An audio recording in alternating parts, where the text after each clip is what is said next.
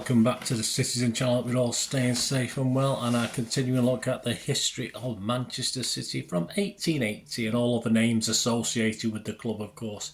And we've got up to this one, the 75-76 season. There's one sort of out of order, which was the 22-23 season, 2022-23, not 1922-23. Of course, went out around about the time of the season ending. So, yes, have a look at that. But we're up to 1975-76 in this look back from 1880. So we've had quite a few episodes. This is part 1 of 3. Please watch all 3. Some great stuff and some interesting stuff, hopefully. Lots of personal opinions as well as factual opinions, as factual as we can. Please, any errors, please forgive me. I may just say something wrong and miss it in the edit or anything like that, but I'm fairly sure we've got a good script for this one. So let's get on with part 1 of 3. Please, if you are new to the channel, push that subscribe button, push the bell notifications. Everything City, of course, past and present. And if you can give us a little thumbs up, guys, for these history vlogs. Tend not to get as many thumbs up as some of my newer stuff, but if you can give us your support, it'll be very, very welcome, and hopefully I will inform and entertain. Right, we finished the 74-75 season without a trophy. Yeah, I'll be saying that a lot after this one I'm doing now. Things felt positive at Main Road, again, as usual, and boss Tony Buck appeared to have at least the old ship sailing in the right direction. He certainly steadied the ship, and perhaps we're going in the right direction. The crowds, average crowds, league crowds during the previous season, 74-75, were 32,898. So I was included in that most of the time, I think.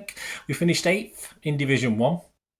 Only 7 points behind the champions. Of course, it was 2 points for a win in those days, Derby County. And if we'd had half decent away form, they probably could have took the title, in fairness. But you could probably said that about 3 or 4 years in this period. Our away form was shocking, as you probably know if you've been watching the last couple before this one.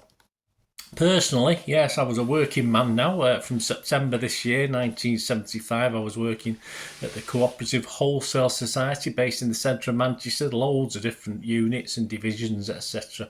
All next to New Century House and round the back there. So lots of stuff. I don't think it's so prolific as it now, that's for sure. I was in the old architecture and interior design group, and obviously there's a lot of superstores being built and various things all over the country by the co-op in those days.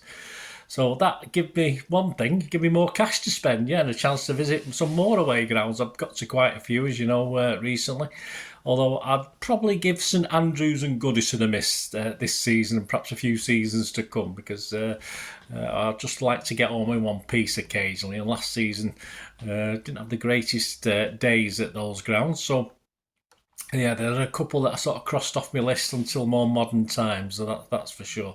Last season I tasted for the first time, as mentioned, Goodison and St Andrews. Also more fun, Bloomfield Road, Highfield Road, Portman Road, Bramhall Lane, and even Filbert Street, which is sadly no longer with us.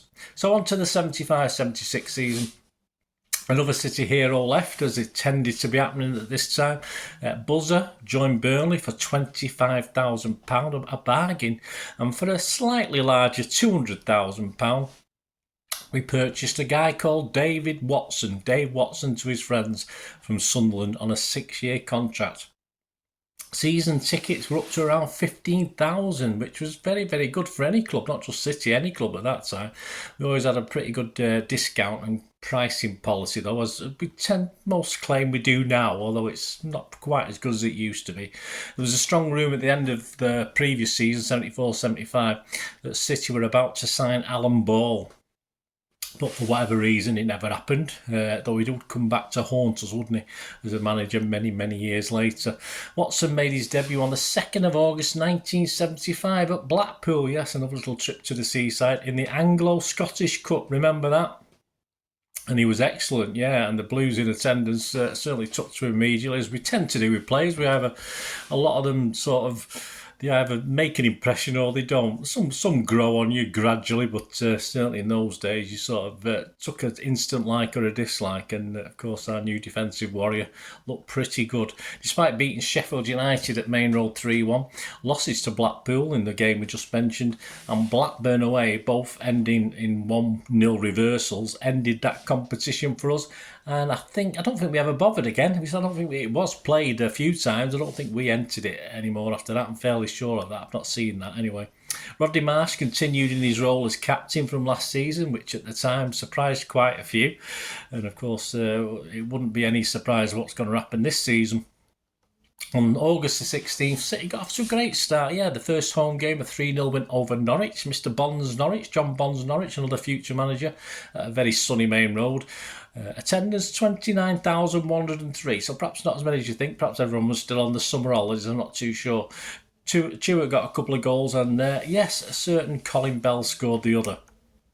The starting 11 for the first game: Corrigan, Hammond, that's Jeff Hammond, Donachie, Doyle, Watson, Oakes, Hartford, Bell, Marsh, Royal and Chewett. So not a bad lineup. John Bond, the then Norwich manager, called City overly physical though at the time, and said we were a team with unnecessary elements of nastiness.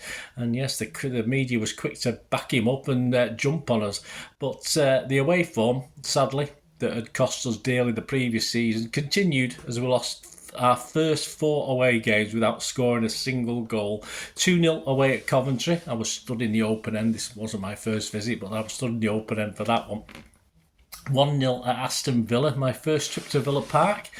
Yeah, and half a dozen bigger lads than me, put it this way, I was, 16 at the time. Bigger lads than me nicked my scarf. They were guys to me, they were probably in the 20s, 30s, could have even been the 30s. I was coming back from the loo to come back to my mates, and I got cornered by them, and they just nicked my scarf. I don't know why, because our colours were the same as theirs, so hey. But I did tend not to wear too many scarves at away grounds after that. But there you go. Stood in the big open end. It was quite a mix, as you know, if you ever went to the old Villa Park. Of course, you had their main end up the other end. We were in the open end up the other end of the ground. And of course, it was a mix then. It wasn't segregated as such, but there was plenty of City fans, a big mix with no obvious trouble that I could remember, apart from, as I say, I got done coming back from the toilets. But typical Aston Villa, isn't it? A 1-0 loss at home to West Ham, and a 1-0 at baseball ground Derby County. So not doing great away from home again. On the 2nd of September, we saw the United European Cup winners of 1968 turning up to play at Main Road. Yes, for the Mike Summerby testimonial game. And the old sods, complete with the walking frames, beat us 4-3. A good crowd. I was there that night. 20,309. There's a bit of trouble, as there always was when we played United in friendly games. The match summary that I'm going to read out now is taken from The Guardian, that was put out the following day. Age has dulled the reflexes, but not the mannerisms and method of Manchester United's European Cup winning team, who beat City 4-3 in Mike Summerby's testimonial match last night. Styles tackled hard, and inevitably came the first free kick of the match was awarded against him in the 37th minute. By that time, United were 2 ahead after Best, easily the best player on view, see what they did there, came out of a sliding tackle on Colin Barrett, with a ball at his feet after 10 minutes. He found Willie Morgan, who hit Corrigan with his first shot, and the back of the net with the rebound. 7 minutes later, Charlton, with a long diagonal pass, placed the ball at Creighton's feet, and from 22 yards he sent a left-foot drive into the far corner. 3 goals in the second half within 2 minutes kept the competitive spirit alive. Dennis Lehman scored for City. Yes, a rare game. Well, it wasn't really a competitive game, was it? A rare game for him on 69 minutes. Lee equalised for us, and Charlton put United back ahead. Summerby persevered, though, for an equalising goal. But that came from Lee. Yeah, why didn't somebody take it? I mean, it was a testimonial. Obviously, we were taking this seriously, letting Francis Lee take it. But, of course, so after Falks, who had earlier put Doyle out of the game, United player put a City player out of the game. Imagine my shock at that. Anyway, Falks, the dirty cheat, had handled in the 82nd minute. The final touch, though, sadly for us, came from old Bestie again, who beat 4 men in the penalty box and scored the winner in the last minute. He was probably offside, and let's face it, was crap against us when we played him in league games anyway. Back to the bread and butter. Despite dodgy away form again, we were doing pretty well at home. After the opening game, that win against Norwich City, we'd drawn 1-1 with Leicester at Main Road, a Birchnell own goal, but then beat Newcastle. Royal scored 2, Chewett scored 2, both penalties, and Middlesbrough, Marsh scored 2, Royal and Chewett both beat both Newcastle and Middlesbrough 4-0, and then a tighter but a win all the same, 1-0 win at home to Stoke City, with Rodney Marsh getting the only goal. For the home game with United on the 27th of September, it was, okay, a 2-2 draw, not a total disaster. Royal and a nickel, is it Stevie Nickel? I can't remember, is it Stevie? Anyway, a nickel own goal for United. The Kippax had been fitted for that game with a 5'6" tall fence that ran right down, obviously towards the left-hand side, if you remember. And this was going to be for home and away segregation. In later years, of course, there was a little pen put up, another pen put up, so it could be boxed off for smaller away allocations, etc., for lower profile games. So that was the first time that fence had been used. In the League Cup, an away trip to Windsor Norwich in the second round of the League Cup brought a 1-1 draw. It was nice not to get beat, that's for sure, away from home. Although, again, it was backs to the wall at times. But once more, old Bond had a whinge. He was criticising us. He picked up by the press again. As Bond said, we were extremely negative. Oh, okay then, mate. We'll roll over and get beat, shall we? Like we have done in every other away game. Anyway, a rare Watson error led to their goal, but he redeemed himself and grabbed City's equaliser for our first away non-defeat from Main Road that season. After a 2-2 draw at Main Road in the replay on the 17th of September, goals from Royal and Chua, a penalty again, in front of 29,667 that night. It took a second replay at a neutral stadium. Would it be Villa Park, perhaps, somewhere in the middle, in the Midlands, for Manchester and Norwich fans, so we didn't have far to travel? Oh no, it was Stamford Bridge, okay. That was chosen on the 29th of September, and nothing negative for this one to progress with a 6-1 win, so I'm sure Mr. Bond was happy. A Chua hat-trick for good measure, Doyle, Royal and an own goal completed the rout. 6,238 were in the crowd. I know my brother-in-law went to that one, so all credit to him. I don't know how many City fans were there. Let me know if you were. Entertaining enough for you, Mr. Bond? I hope so. On the 8th of October, Brian Clough brought his Forest side to Main Road for round 3 of the League Cup. He'd actually predicted before the game a City 2-1 win, and obligingly we won 2-1 with goals from Bell and Royal. This set up a 4th round match with United. Miracle of miracles, on the 4th of October, back in the league, City had a win away from home, and I was there to witness it. Yes, a 3-2 win over Arsenal at Highbury. I didn't get to many London games, just too dear, I think, at the time. So this was a rare trip to the capital. 3-0 up thanks to Hartford, Marsh and Roll. They did sort of pull it back and had us bottling it a little bit to 3-2, but we held on. Prior to the game, with 10 games played, we'd sat 11th, so mid-table, and Arsenal were a very lowly 15th. Meanwhile, a week later, March found himself not only stripped of the captaincy, but on the transfer list after a 0-0 draw with Burnley in the league on the 11th of October. It apparently happened after he leapt to the defence of a player as Buck and his sidekick McFarlane let loose at the team in the dressing room after the match. It was the beginning of the end, of course, for Marsh. He would not play for City again. Ironically, Buck had led with "the spirit at this club has never been better" in his matchday programme notes for that game. That didn't last long, did it? In his programme before the 1-1 draw with Ipswich on the 25th of October, Bell, the scorer at Main Road, he defended his decision to transfer Liz Marsh, who he considered and thought Buck and McFarlane were never good enough. Swales commented years later he wasn't sure it was the right decision, and the packed mailbags from thousands of City fans were evidence of what we thought at the time. Oh, Rodney.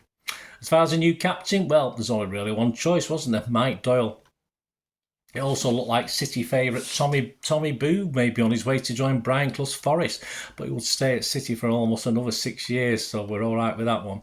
Away from home, back to North London on the 18th of October, an okay 2-2 draw at White Hart Lane. Bell and Watson, who wore the number 9 shirt that night, the scorers, and a shorter trip to Bramall Lane on November the 1st, another 2-2 draw. Barnes and Booth, the scorers. Well, there you go. That ends part 1. Join me in part 2 as a glorious League Cup round 4 win against United is ruined, of course, by a career-halting injury to our greatest ever player at that time. But my second trip ever to the Twin Towers this time will end in joy, so join me for that. Please let me know your members. Great to hear from you. Till we meet again. That's one thing, don't I? Please. Stay safe, Blues. Come on, City. Bye for now.